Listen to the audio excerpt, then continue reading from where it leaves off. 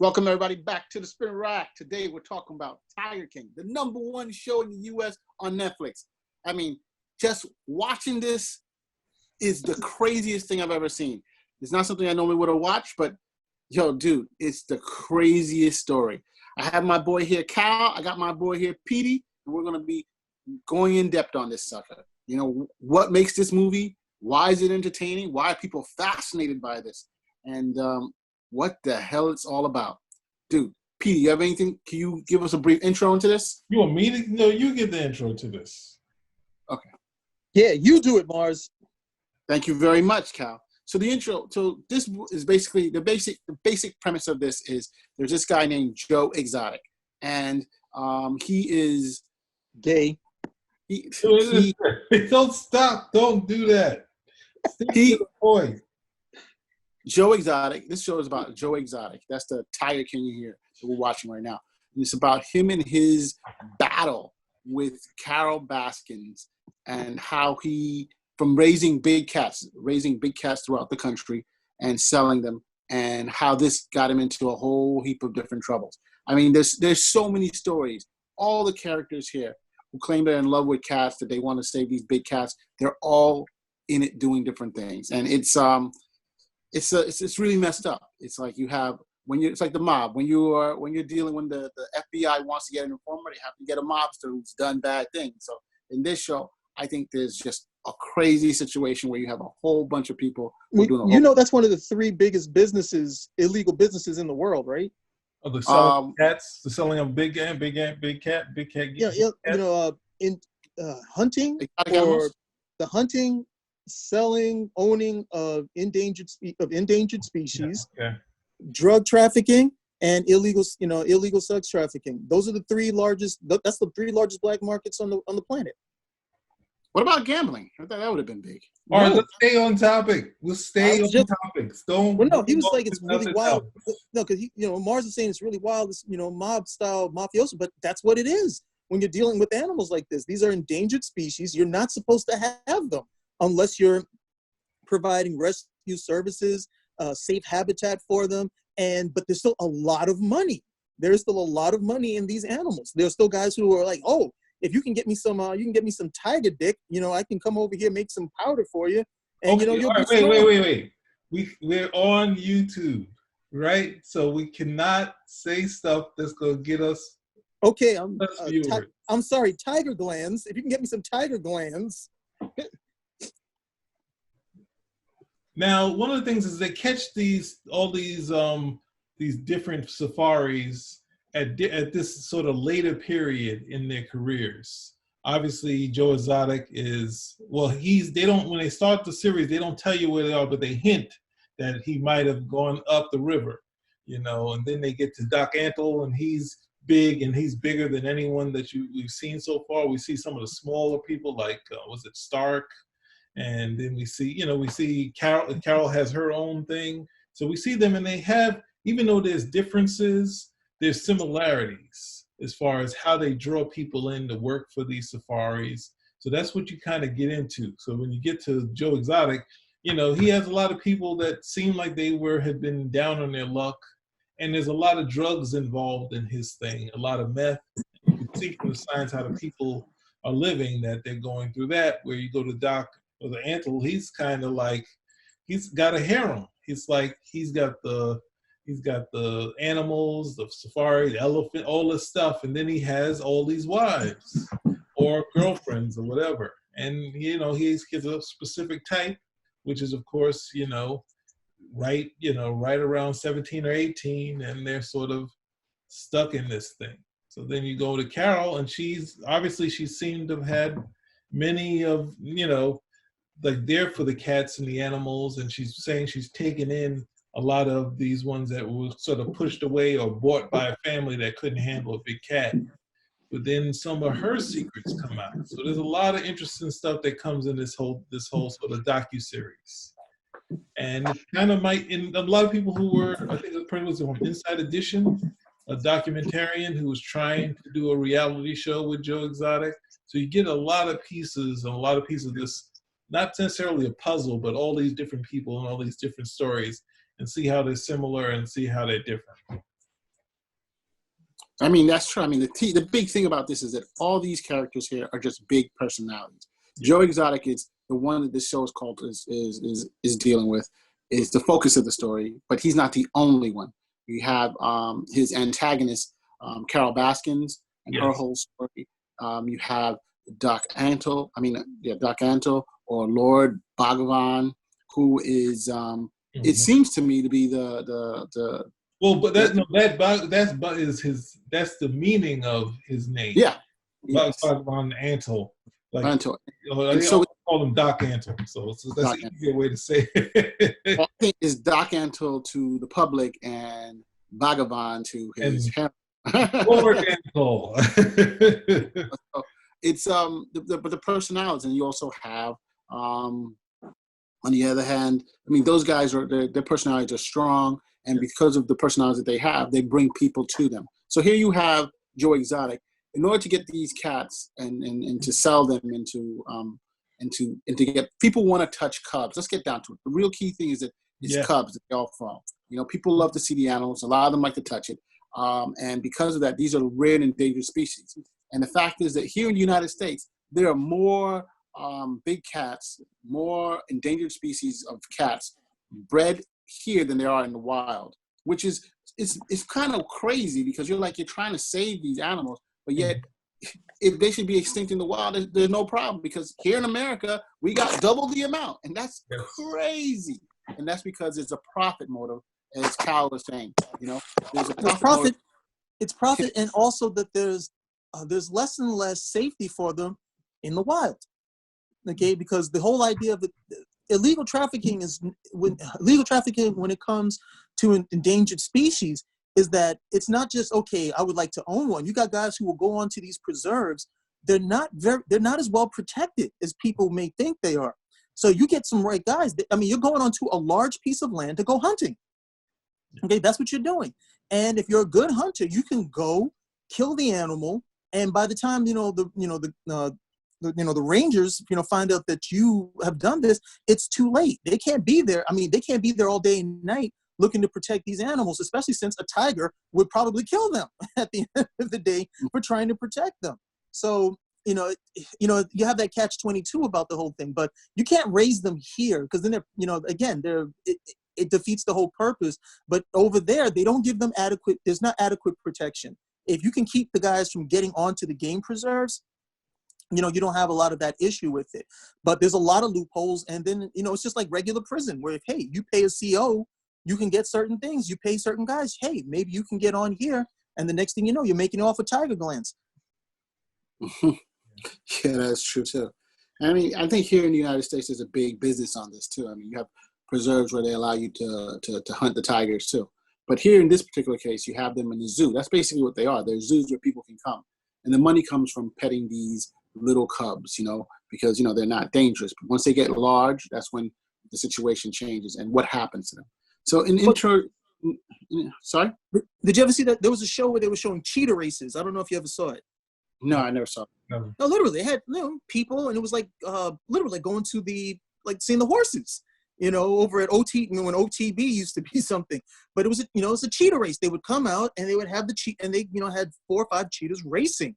Now, I don't know how in the world that was legal. I don't know how in the world that was legal at the end of the day, but but it happens. And you got to get the cheetahs. Okay, people come over there to pay to see it, and I think it was part of I honestly think they were doing it to raise money or somehow, but I was like, you got these animals over here and you got them racing. So once you have them here when they're a human being, it defeats the whole purpose. They have to be raised in the wild, or, if not, you just got, these Mutual of Omaha specials at the end of the day. Yeah, I agree. This show is just to make sure we're clear to any of our audience who's interested in watching it. This is definitely an adult show. This is not someone who should be coming to this show and just, expect there are going to be a lot of tough topics. There's murder. There's polygamy. There is gayness. Well, okay. So now at this point, we're going to say this is the spoiler section, not the gay section, the spoiler section. But then there might be that subject matter coming up. So as far as you guys, anything that you want to throw in here at this section, or any one of our viewers that don't want to hear spoilers, definitely move on. But this section will be the spoiler section of it. Now, one of the things that we have to talk about is not just the animals, but then the people that come and join these guys, the Tiger Kings, like and join Carol and join like the aspect of people that some of those people, a lot of people that were with the Tiger King were heavy into drugs, into meth. You know, Nope. two husbands. Surprise, surprise. Two husbands are, were meth addicts. Right. You can see it So from what happens? Sorry, Cal. I mean, Petey. So what happens is that they have to get a workforce. So we have all three of them, all three of the main, I guess, antagonists or protagonists. They have to find a way to get a workforce in order to help feed and take care of the cats, and of course to make a profit, of course. So they all go about it differently, and it's pretty interesting. The documentarian does a great job. And what's his name again? Do you guys remember what his name is again? We got to give. Trying to do the live show. Yeah, the guy who did the show, not the reality guy, the guy who was accurate, who was documenting this down. You mean the actual filmmaker on this? Yeah. They were only in there for a couple seconds. Right, but I'm just saying the story is so crazy. Is that every episode you think you understand what's going on, and then there's another episode that things change on you. Well, they're going into each person as they go to another episode. They give you more Carol. And then they start, as it weaves back into this plot to kill Carol, Baskin. Like that's right. I think that's the last few episodes about that. So I mean, that's what I was trying to weave into it, saying that everybody has a different work. That all of these people are using other people. These are big personalities who are using others because they claim they're for the big cats, they're for the tigers, but in reality, these are all. I mean, they look like the actors, what I'm trying to say? Ooh. They're the actors, the kings of like their actors. All three of them, almost all of them. It's like these guys. Tiger King? The Tiger King. He doesn't look like an actor. He looks like he's 55, and he looks like he's almost 70. I got that, but what I'm trying to say is, how does he look like an actor? No, don't say you got it. Explain to me how he looks like an actor. Yeah, well, I'm saying that these guys, their stories are so crazy. You'd think that this is fiction, The story that he has is crazy. The story that Carol Baskin has is crazy. The story that Doc Antle has is nuts. The story with Jeff Loeb, who comes in later and eventually takes over the Tiger King's business, it's just completely bonkers. But the key thing I'm trying to say is that these people are charismatic people, or they're able to gain the confidence of others, and they're really, really good at it. So it's pimp-like. It's very pimp-like. All of them. Are you saying they're con men? There's a lot of levels to that. Yes. And one of the three of us would know a little something about conning people, wouldn't they? Huh? I think Petey knows a little bit about that. Yes, he does. But one thing, so what he does is in order for Tiger King himself to recruit his own workforce. What he does is he looks for people who are down their luck, who are trying to get a second chance, who are addicts, and he basically brings them in to work for him. And what is he paying them? $150 a week, And any of the used food, or what is it, discarded food from Walmart that they want, This is how he's able to pay to care for his lines. He can pay for these big cats. It costs him $3,000 a month to maintain them, because he's getting, roadkill. He's getting anything that was either expired or touched at a supermarket, as far as meat and produce. Anything that's touched, or saying, "Oh, I don't want to buy this. I'm putting this back." That goes into the pile with the old food. So there's some stuff that's old, and those workers would also eat some of that food. That's the crazy. That's with the Tiger King, the Doc Antle. That's different, and that's rougher, because he really put those ladies through a lot. So that's even a different story. Yeah. Well, Doc Antle's workforce, he basically gets his wives to work for him, and they're working for him for $100 a day. Yes. I mean, $100 a week, and they're working from 8 to 12, and they're working Of course, some of them have to get breast implants. So it's a whole other thing. Yeah. And he's hold on. No, come on. Yeah, pretend people haven't seen some of this show, and you can explain. You can't just throw that out there without some. I'm explaining how endangered species are one of the 3 biggest black markets on the planet, and you're just gonna throw out why his wives have to have breast implants and not explain it. Explain that. That's what he wants. That's what he wishes. Well, no, that's the pimp aspect of like he's pulling these people that are young. They come in there. I think one of the women, they came in there and she was like, she came to work. That was her. She was like 17. She came there because she loves animals.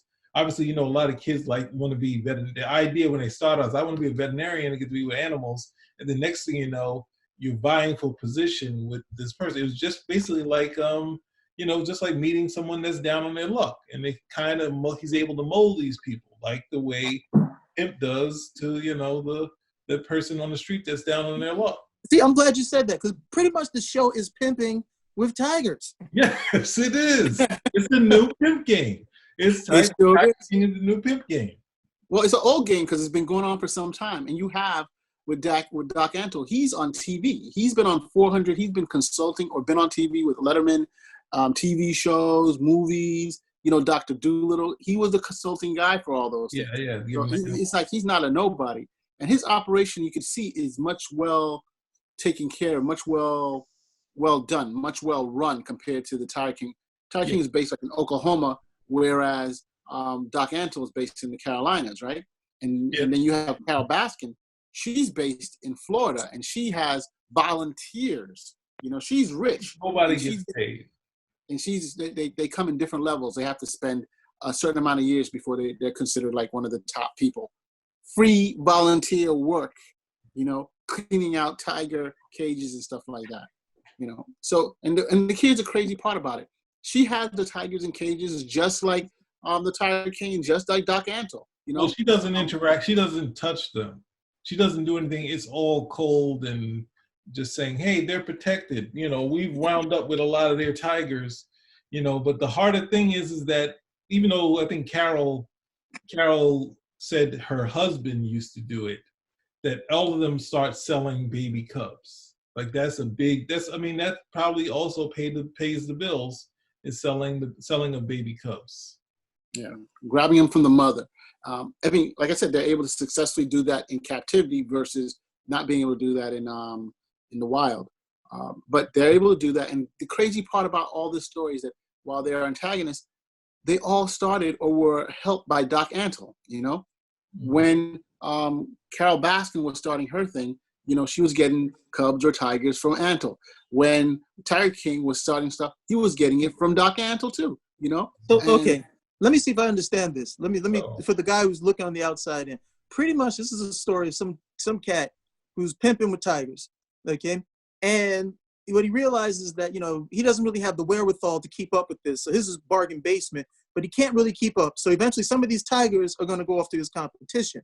Now, even the competition realizes there's the big money in all of this is to have baby tigers. Yes. Okay. So then these baby tigers, people love them because they're small, but then they're going to get bigger and they're not going to be manageable. So where do they go? They go right back to these guys again. Yes. So they can take care of the tigers. So that's the whole cyclical thing of the whole thing. Now, this is still mafioso. So you got the lower guys over here who are always in steady competition with the upper cats over here. And at some point, they're going to want to have to take out the other dude so they can have full supremacy of the whole business. And that's where the murder plot comes in. Yes? No. The problem isn't that. The problem is that the little tigers, Carol Baskins has changed her model, so she's no longer selling cubs. I like my story better. Yeah, that's good, but it's not the story. So her model is, she's the one who's rescuing cats. So she has 1 million subscribers on YouTube. Yeah. She's got Facebook that she's bringing in $40,000, $50,000 a month on Facebook because of what her videos do. Well, she is supposedly the antagonist. She's working with PETA to try to close these things down. So that's her whole thing. And because of that, you have the whole Tiger King. She's trying to close him down specifically because he's been so antagonistic. He's made videos of he wanting to kill her, of getting rid of her. and other things too. I mean, pretty graphic Well, videos. we have to backtrack this because yes, there were issues with them, but the main issue that Carol had with the Tiger King was that he was using her logo for Big Cat Rescue. He was changing that into his own thing and setting up a dummy business in Florida where she was at, so he could get some traction. So basically, it was copyright infringement. So when all that was going on, they were battling because of that, and she was also saying his whole business is terrible. That turned into a big court battle that got worse, and he kept fueling the fire. But ultimately, he should have never done the top copyright infringement using her logo and all that other stuff. That's what really. Yeah, that was just one aspect of it. They were battling before. I'm saying that's the big plot of what that was the case.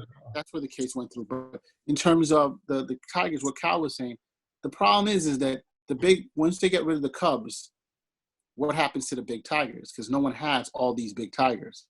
But that's the plot. I'm saying let's stick with the plot of the thing, right? That's the end. At the end of it, they say ultimately they reveal, which they could probably reveal on all of them, that they have to kill or take out some of these older tigers or lessen the litter that isn't getting sold. They obviously have to terminate some of them. That comes later. The main plot is the battle between the Tiger King and Carol, and that leads into the murder plot. That leads into something ridiculous. But mainly they get into this thing, and he oversteps his bounds by taking her information and trying to sell something. So he's really bargain basement. He was traveling around like in a truck, in a motorhome. Tractor trailer. In a tractor trailer, and he was driving around in a tractor trailer because he had the whole show. This show that he would go to different malls. It was a traveling show, and she shut him down, and that's why he had the malls. She started sending letters. Before it was a couple hundred and a couple thousand and tens of thousands of letters to people, to the malls, to say you shouldn't be having these things at the show. So that's where the animosity came, because that was before he really set up the whole zoo. And so he set up the zoo, and she's still going after him. And he's like, I got to fight her back. This is not what, I mean, of course, he was saying incendiary stuff to her to begin with. And but the key thing is you find out that they had a relationship at one point, and how things went downhill from there. A relationship in terms of, the cats, getting the cats when she was starting up, with her ex-husband. Because he was also a different person. He wasn't, we only see at the end that he looked normal, that the Tiger King doesn't look. You see that picture where he looks all crazy with the hair? Yeah. He just had the mullet, and he just looked like a ordinary person, a nice person with the cats. And he was like, I want to make this safari. I want to take care of cats. He was just normal. And then he became Joe Exotic. He became this big thing. And then they started becoming, and she went more from, I like them. And her husband was actually selling the Cubs, or, at some point she got sour on it and she just wanted to take care of cats. But then, this absolute power in the case of all of them, and it corrupted everybody. But the only problem is that, Joe Exotic was burning the candle on both ends. He had a traveling business, the Tiger Cub business. He's trying to he's trying to use her logo. All the stuff is starting to, all it started to catch up to him. Ultimately, when Carol won the copyright infringement, that led him to lose a lot of money, and he already had these bad deals, so that's what got him into worse, making bad business deals with who's that other guy? Jeff Lowe. Yes, and that really where everything starts falling apart. But he routinely talked to people saying, "Hey, would you take out Carol? I want." So Jeff Lowe was a con man who came in, and this led him to a life of male prostitution and a love of gay sex. No, he was already there. Joe was always there. Sorry. Okay. Yeah. So just to give you background, Joe came out pretty early. I'm pointing at you, goddammit. So excuse my French. Right, so as part of that, when his father rejected him, he tried to kill himself, and in his recovery, he fell in love with animals, cubs and stuff like that. And that's what Petey was saying, that, he really tried out of a goodness of his heart to help these animals. But as time went on, the money and his personality got in the way of it. And that's what happened. I think one of the workers who worked for Joe, and surprisingly, a lot of these workers who worked for Joe were initially pretty loyal, that one of them said that, in this battle between all these guys, they forgot about the cats, the thing that brought them all to this in the very beginning. Yeah. It's Carol. Even Carol. And Carol's story is crazy and pretty tragic in that, here's a young woman who was abused when she was younger, and she got into a marriage which she was abused again when she was like 17 years old. And so she meets her second husband on the side of a road, according to what she said, on the side of a road. The first time she met him, she was going to a hotel with him. And then she ends up, whatever. But the crazy part is that he was already married. He divorced his wife, who was with for 20, 30 years. He marries this younger girl who's way younger than him, 20 years younger. I want to stop you. What did they do the first time? Tell them what they did the first time. All right. So when they met, he's like, here, come into my car, because she was on the side of the road. And he's like, he wanted to talk to her. And she said, here's my gun. Here's my gun. And you can shoot me if you think I'm going to do anything untoward. And so while she was pointing the gun at him, they talked, and eventually they went to a hotel room. That was how things worked. And what does that sound like, though? What does that sound like? Sex on the first night, picking someone up and all that other stuff? What does it sounds like? Pimping. It sounds like selling yourself. It sounds bet anything when he started up the car, it had music from Big Daddy Kane playing. So her second husband was a pretty rich dude, but he kept it toned down. People didn't know how much he was worth or what he was, but they just knew that whatever business he started.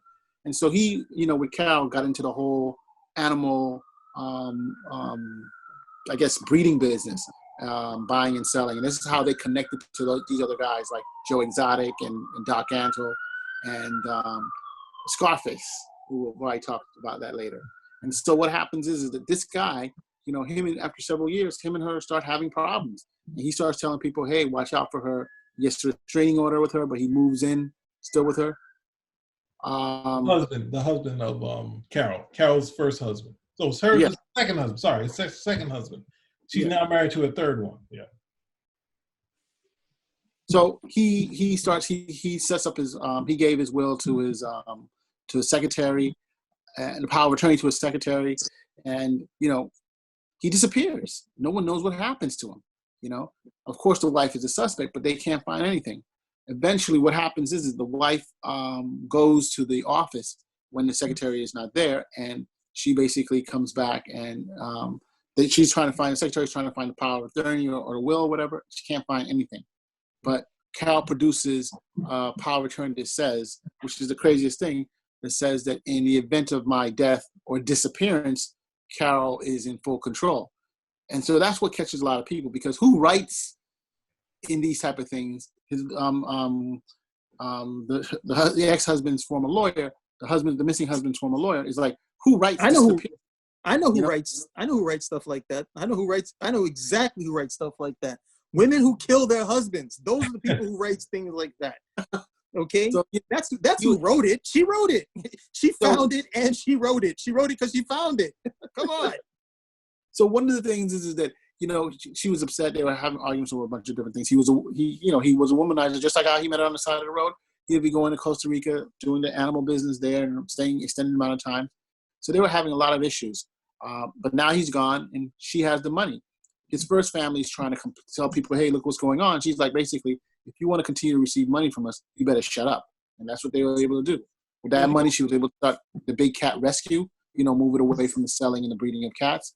And this is where she starts taking off. Luckily, she was really good with social media, and she explodes. So her social media accounts. She also seems like she was very good with murder. Well,